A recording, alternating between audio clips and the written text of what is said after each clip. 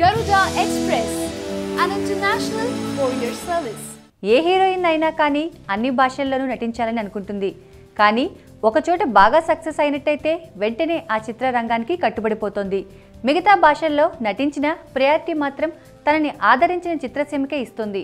అనుష్క, సమంత, ఇలియానా, కాజల్, రకుల్ ప్రీత్ సింగ్ లాంటి వాళ్ళు మిగతా భాషల కంటే తెలుగు చిత్రరంగానికి ఇంపార్టెన్స్ ఎక్కువ ఇవ్వగా, నయనతార, తమన్నా, హన్సిక తదితరులు తమిళ చిత్రరంగంలో నెంబర్ 1 అనిపించుకున్నారు.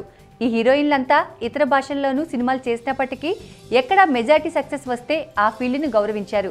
తాము బాగా సక్సెస్ అయిన ఫీల్డ్లో అవకాశాలు తగ్గాక కానీ వీరెవరూ పక్క రాష్ట్రాల వైపు దృష్టి పెట్టలేదు. ఇక బాలీవుడ్ డ్రీమ్స్ అయితే ఆదిలోనే వదిలేసుకొని అవకాశం వస్తే చేద్దామన్నట్టు వ్యవహరించారు. అయితే శృతి హాసన్ మాత్రం మొదటి నుంచి బాలీవుడ్ మీదే మోజుపడింది. తమిళంలో ఆమెకు ప్రముఖ హీరోల సినిమాల్లో ఆఫర్లు వస్తే కాదని బాలీవుడ్లో ఒక చిన్న హీరోతో మొదటి సినిమా చేసింది. శృతికి ఫస్ట్ బిగ్ సక్సెస్ గబ్బర్ సింగ్తో తెలుగులోనే వచ్చింది. ఆ తర్వాత రేసుగుర్రం, శ్రీమంతుడితో ఘన విజయాలు వరించినా కూడా హిందీ చిత్రాలపై మోజుతో తెలుగులో వచ్చిన అవకాశాలని వదిలేసుకుంది. ఆమెకి బాగా అనుకూలంగా ఉన్న సినిమాలు అంగీకరించేసరికి అవన్నీ ఫ్లాప్ అయ్యాయి.